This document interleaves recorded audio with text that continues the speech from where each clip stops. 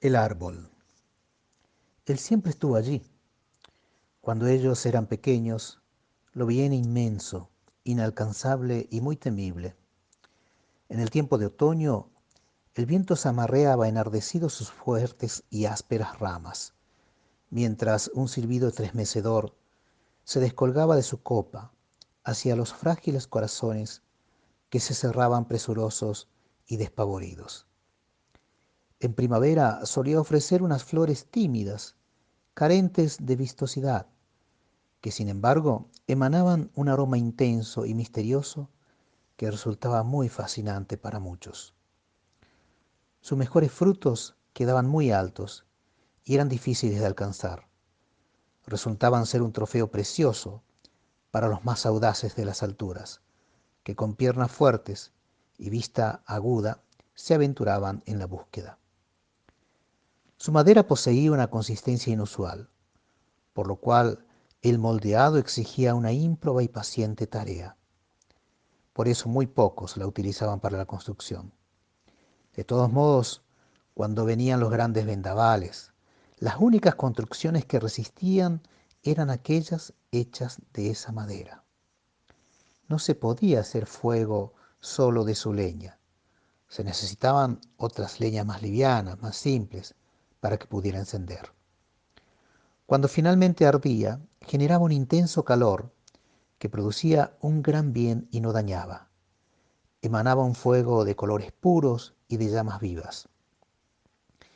Por muchas generaciones fue para ellos fuente de protección, de temor, de leyendas y misterios. Así es como algunos de ellos nutrían hacia él un sincero afecto. La mayoría lo respetaban, y no faltaban aquellos que simplemente le temían por ignorancia o por desconfianza. Un día comenzaron a preguntarse desde cuándo estaba él allí. Surgieron hipótesis, suposiciones, se divulgaron leyendas. Los más ancianos, excavándose en sus memorias, hicieron referencia a otros ancianos conocidos en su infancia, los cuales tampoco habrían podido precisar un origen. Continuaron los cálculos y las teorías. Cada cual se fue embanderando tras una postura considerada como más lógica y razonable. Ellos habían crecido, se habían multiplicado, habían aprendido mucho sobre muchas cosas. Por eso, no se resignaban a no poder responder a las preguntas. ¿Desde cuándo estaba allí? ¿Cuándo nació? ¿Quién lo había plantado? ¿Por qué no moría?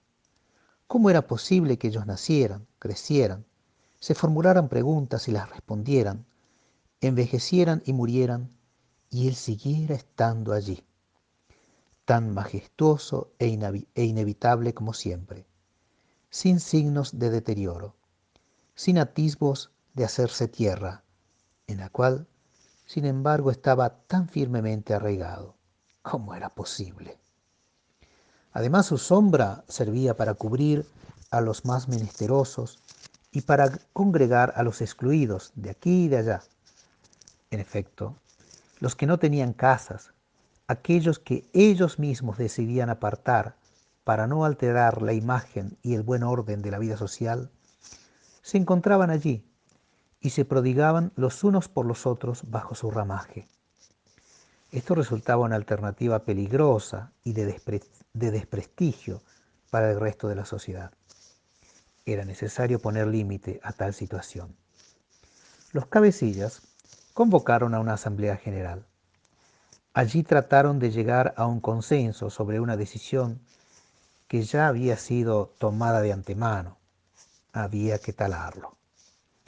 ¿Acaso les era aún necesario? ¿Acaso no eran capaces de regirse por sí mismos? Algunos se opusieron y fueron acusados de traidores, de infantiles y de cobardes.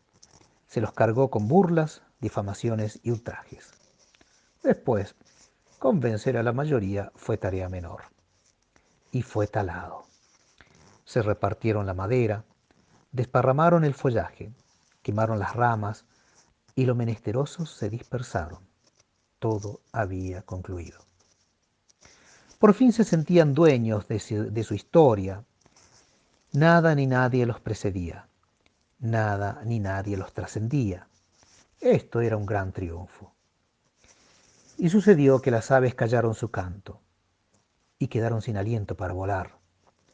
Las flores dejaron caer sus pétalos uno tras otros y los capullos ya no se abrieron más. El sol se ciñó de luto con un manto de nubes negras. En esa noche la luna los privó de su mirada clara. Toda la tierra quedó quieta y en silencio. Un duelo indecible aletargaba sus latidos. Ocurrió entonces que el cielo se atrevió a llorar. Y desde las cenizas, desde cada gota de savia caída en tierra, rebrotó la vida. Volvió a escucharse la melodía de las aves cantando. Renació el aroma de las flores y el calor del sol cubrió de caricias y besos la tierra herida. Hubo festejos entre aquellos que habían sido perseguidos, pero que habían seguido creyendo y esperando. Ellos no hallaron explicación posible. ¿Cómo podía ser? Triparon sus puños, rechinaron sus dientes, agudizaron su astucia y quedaron a la espera de otro momento oportuno que pudiera presentarse. La oportunidad llegó. Habían aprendido de la experiencia. Esta vez no lo talaron. Simplemente construyeron un gran muro para que nadie volviera a verlo, para que ninguno supiera nada de él, para que su recuerdo desapareciera de la memoria colectiva, para liberarse de la ficticia necesidad de su presencia, para ser libres de una vez por todas. Transcurría algún tiempo, muchos soles y muchas lunas. Los pobres, los niños y los ancianos solían ir hasta el muro, lo miraban, lo acariciaban y a veces parecían balbucir algo muy lentamente.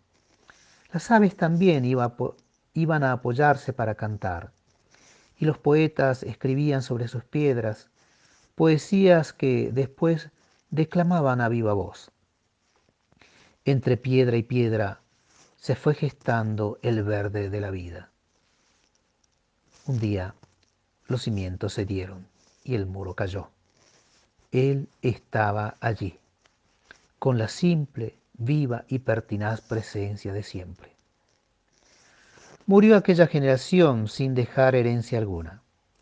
Los excluidos, que ellos habían apartado, construyeron ataúdes con la única madera que siempre se les había ofrecido tan gratuita como generosamente, y acompañaron con un silencio respetuoso el retorno de aquella generación sin herencia a la tierra de donde había surgido. Escrito en La Reja Grande, Moreno, Gran Buenos Aires, en 1995.